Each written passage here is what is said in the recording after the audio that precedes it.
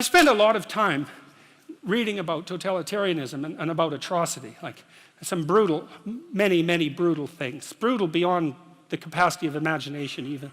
And I read a lot about individual criminals and serial killers and those sorts of people too, trying to get to the bottom. One book I would really recommend is a book by Karl Panzram, which is an autobiography. Panzram is the name of the book. And he was a rough guy, man. What were his dying words to his executioner, to his hangman? He said, "Hurry up, you Hoosier bastard. I could kill 10 men in the time that it takes you to hang me." That was his dying words, you know. He said, "I wish the human race had one neck so that I could put my hands around it and squeeze." That was Karl Panzram, and not many people like that write autobiographies, but he did, and he told you why he was like that and why he thought that way, in case you want to find out, which I would recommend, by the way, because it's very useful to know such things. But now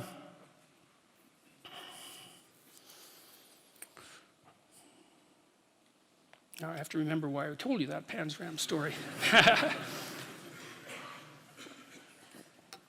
Oh yeah, chapter 6 is about that. It's about Panzram, and it's about the Columbine kids, the kids who shot up the high school, because I read their diaries, you know, and I understood them too, which is even better than just reading them. And you know, you see these mass shootings all the time, and everyone does the same thing. Oh, how did that happen? Why did that happen? How can it be this way? It's like, well, why don't you read what they said about why they did it, and just assume that that's the reason. And if you go, oh, well, the Columbine kids, oh yeah, it was like, oh, they must have been bullied. Oh yes, because, you know, the natural response of anyone who's been bullied is to go arm yourself to the teeth to plot the destruction of the entire city. I think it was of Detroit, to line your entire high school avenue with bombs and then to go and shoot your classmates. That's what happens when you're bullied. It's like, no, that's not what happens when you're bullied. That's a stupid explanation. It's shallow beyond belief. And it really emerges only because people don't want to contend with the real issue. And the Columbine kids, well, they were contending with the real issue. You know, they basically said quite forthrightly that in their own arrogant estimation, being itself was corrupt and unnecessary, and it would be best if it was eradicated in the most brutal possible way as fast as possible. And you get to places like that if you dwell on revenge for 3 or 4 years in your mom's basement. You know, you can go to very dark places, and so that's what chapter 6 is about. And, you know, Panzram, who was very brutally treated when he was a kid, and the Columbine guys who, you know, had their ups and downs, but nothing compared to Karl Panzram, say, were judges of being and decided that it was flawed and that they were the ones to set it right. And so it's a rough chapter, but it's more than that. It's a meditation on resentment, because resentment is a key human motivation, and I would say it's a great teacher. To listen to your resentment is one of the best things you can possibly do. You have to admit that it exists first, and then you have to admit to the fantasies that it's generating, and you have to admit to what you would regard as the way out of it.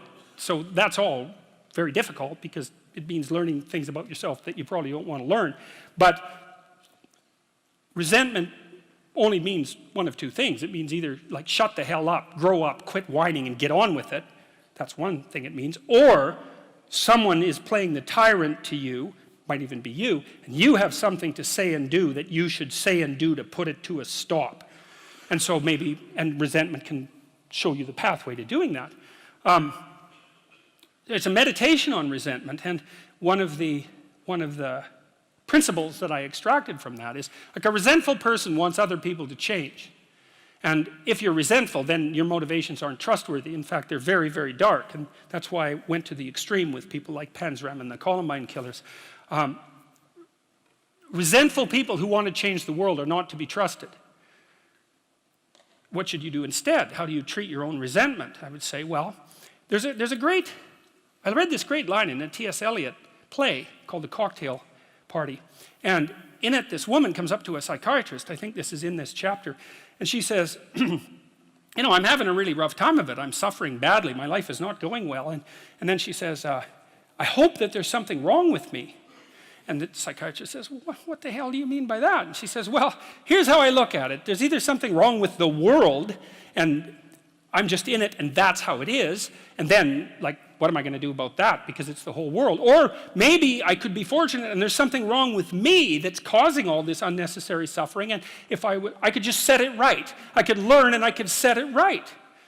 And so, well, I've been thinking about that for a very long time, and I think, well, if your life isn't going the way it is, you can find someone else to blame, which is pretty convenient for you, and also relatively easy, or you could think, okay, I don't like life. I don't like the way my life is unfolding. Maybe I don't like life in general because it's tragic and tainted with evil. How do I know if my judgment is accurate? And the question is, well, have I really done everything I possibly could to set my life straight? Because maybe I shouldn't be judging its quality or the quality of life itself or being itself, for that matter, if I haven't done everything I possibly could to set my life straight. Well, so there's a task. Solzhenitsyn, who I'm a great admirer of Solzhenitsyn, his book, The Gulag Archipelago, was one of the things that brought down the Soviet Union. And he said that one man who stopped lying could bring down a tyranny.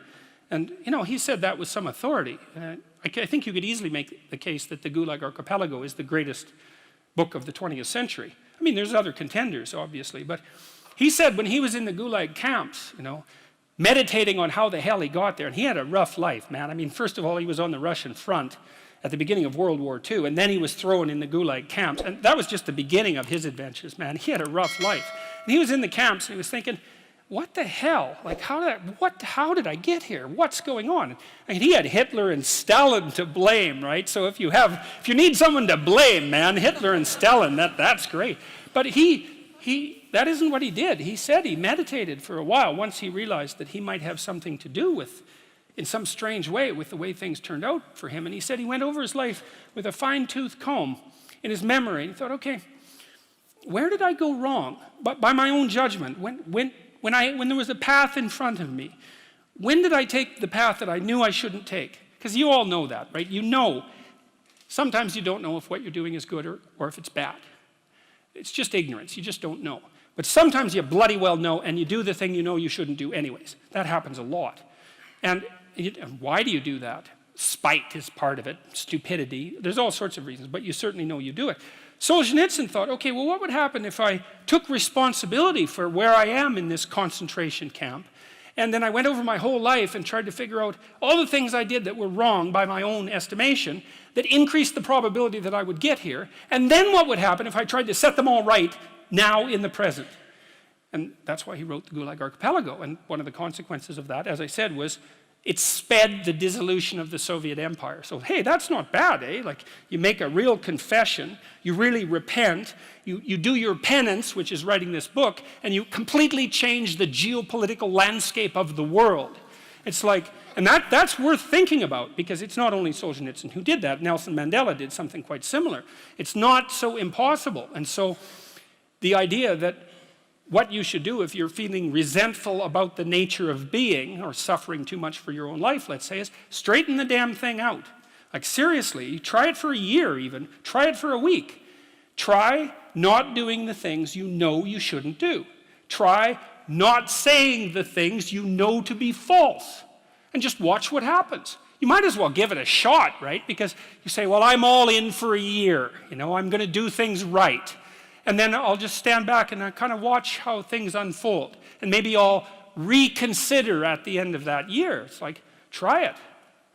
Try it. I mean, I would say I've had thousands of letters now from people who are saying, hey, I tried that, and hey, it worked. I quit lying and everything quit. Do you ever see that Simpsons episode where Sideshow Bob keeps stepping on a rake over and over? It's like his whole yard is littered with rakes, and all he does is walk around and step on, and then curse. Steps on a rake, it hits him in the face, and he curses. And then he steps on another rake, and you know what I mean. Stop doing that. Exactly. Yeah.